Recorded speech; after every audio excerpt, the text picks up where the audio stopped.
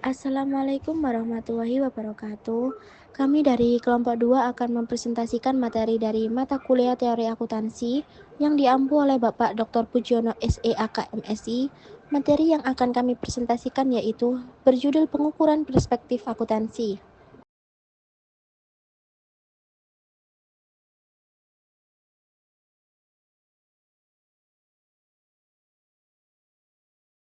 Selanjutnya ada perspektif peneliti dalam akuntansi. Yang pertama, perspektif positif, menjelaskan dan memprediksi praktik akuntansi berdasarkan perilaku ekonomi dengan contoh teori akuntansi positif atau PAT oleh Watts and Zimmerman. Yang kedua, perspektif normatif, berfokus pada bagaimana akuntansi seharusnya dilakukan dengan contoh pengembangan standar akuntansi berbasis prinsip. Yang ketiga, perspektif kritikal, menganalisis dampak sosial, politik, dan ekonomi dari praktik akuntansi dengan contoh akuntansi sebagai alat kekuasaan dalam korporasi. Yang keempat, perspektif interpretif, mengkaji bagaimana individu dan organisasi memahami serta menggunakan informasi akuntansi dengan contoh studi etnografi dalam akuntansi manajemen.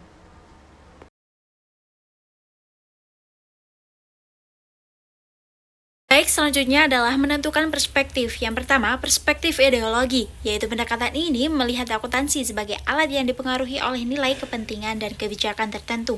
Akuntansi tidak hanya berfungsi untuk mencatat transaksi, tetapi juga digunakan untuk mempengaruhi pengambilan keputusan ekonomi dan sosial. Adapun contohnya yaitu standar akuntansi yang berbeda di tiap negara karena perbedaan kebijakan, ekonomi, dan regulasi. Yang kedua, perspektif nomoteis, yaitu berfokus pada pendekatan ilmiah dan universal dalam akuntansi, yaitu berusaha menetapkan prinsip dan hukum akuntansi yang objektif serta berlaku umum untuk dipengaruhi faktor subjektif. Adapun contohnya yaitu prinsip-prinsip dalam IFRS atau GAAP yang dirancang untuk diterapkan secara global.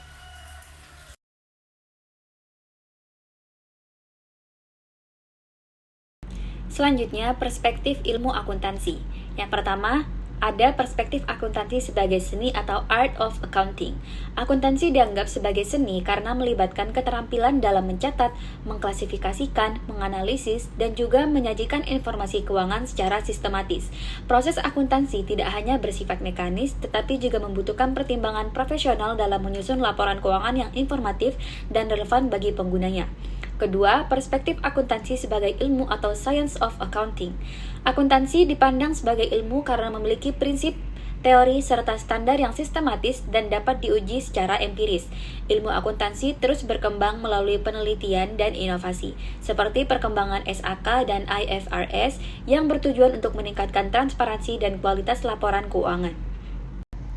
Lalu ada perspektif akuntansi sebagai sistem informasi atau accounting as an information system.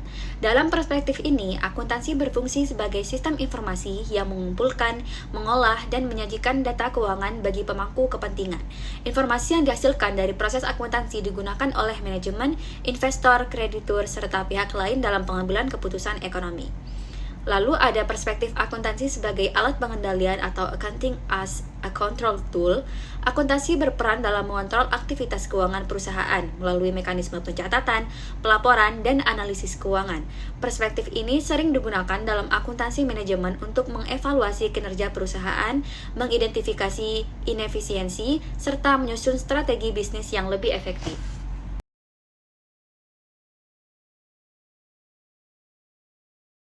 Selanjutnya mengenai perspektif dalam penelitian akuntansi. Perspektif dalam penelitian akuntansi adalah cara pandang atau pendekatan yang digunakan untuk memahami, menganalisis, dan menjelaskan fenomena akuntansi dalam konteks sosial, ekonomi, dan organisasi.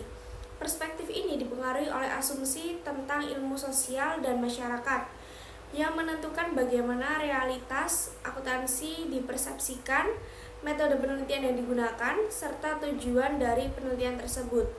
Dalam kajian akuntansi terdapat 4 perspektif utama yang dikembangkan berdasarkan kerangka kerja Burrell dan Morgan, yaitu yang pertama, pandangan fungsionalis, melihat akuntansi sebagai sistem objektif yang menjaga keteraturan sosial dan efisiensi organisasi. Lalu yang kedua, pandangan interpretatif, memandang akuntansi sebagai hasil konstruksi sosial yang dipahami melalui interpretasi individu dan kelompok. Lalu yang ketiga, pandangan humanis radikal, menyoroti bagaimana akuntansi dapat digunakan untuk membebaskan individu dari sistem yang mengekang.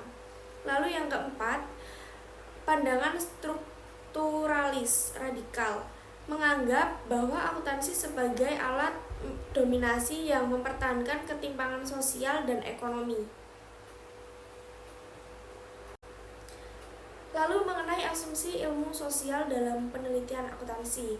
Penelitian akuntansi dipengaruhi oleh 4 asumsi dasar dalam ilmu sosial. Yang pertama, ontologi atau hakikat realitas, yaitu membahas apa yang dianggap sebagai realitas dalam akuntansi. Ada 2 pandangan utama. Yang pertama, realisme, menganggap bahwa realitas akuntansi bersifat objektif dan secara independen dari individu. Lalu yang kedua, nominalisme, menganggap bahwa realitas akuntansi adalah konstruksi sosial yang terbentuk dari konsep dan interpretasi manusia.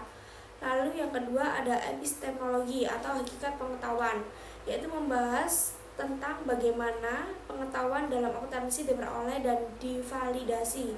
Yang pertama, positifme, menekankan bahwa pengetahuan harus diperoleh melalui metode ilmiah dan observasi empiris.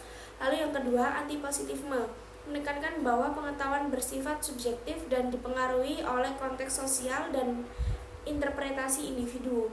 Lalu yang ketiga, ada sifat manusia. Sifat manusia ini dalam penelitian akuntansi berkaitan dengan bagaimana manusia berperan dalam sistem sosial. Yang pertama ada determinisme, menganggap bahwa perilaku manusia ditentukan oleh faktor eksternal seperti sistem ekonomi dan lingkungan sosial.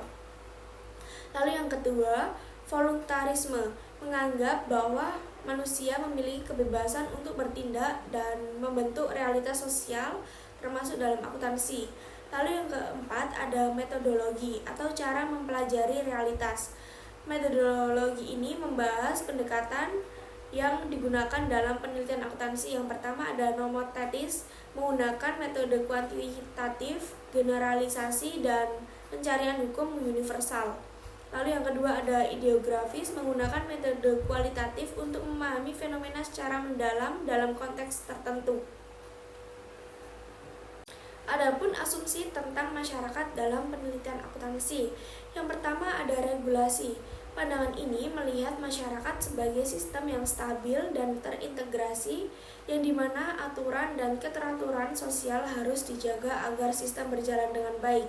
Dalam konteks akuntansi, perspektif ini menganggap bahwa yang pertama, akuntansi berfungsi untuk mendukung efisiensi, keteraturan, dan stabilitas ekonomi.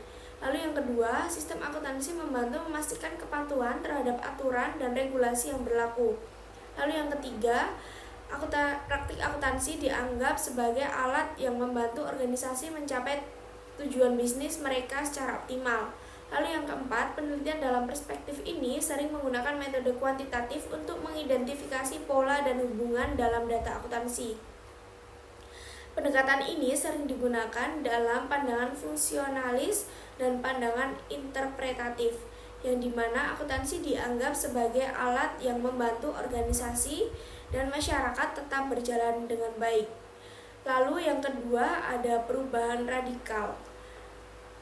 Pandangan ini melihat masyarakat sebagai arena konflik dan pertentangan di mana terdapat ketimpangan struktural yang menyebabkan eksploitasi dan dominasi oleh kelompok tertentu.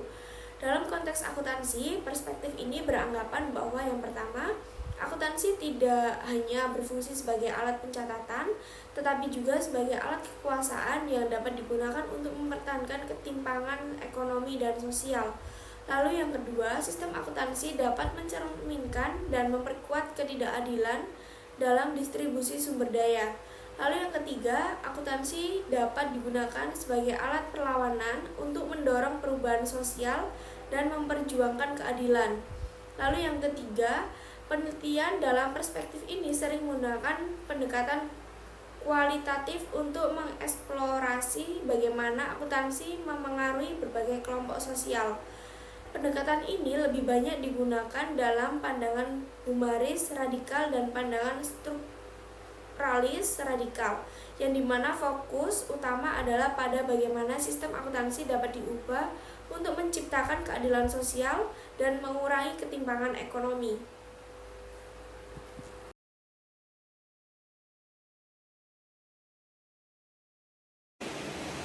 Fondasi intelektual dalam akuntansi.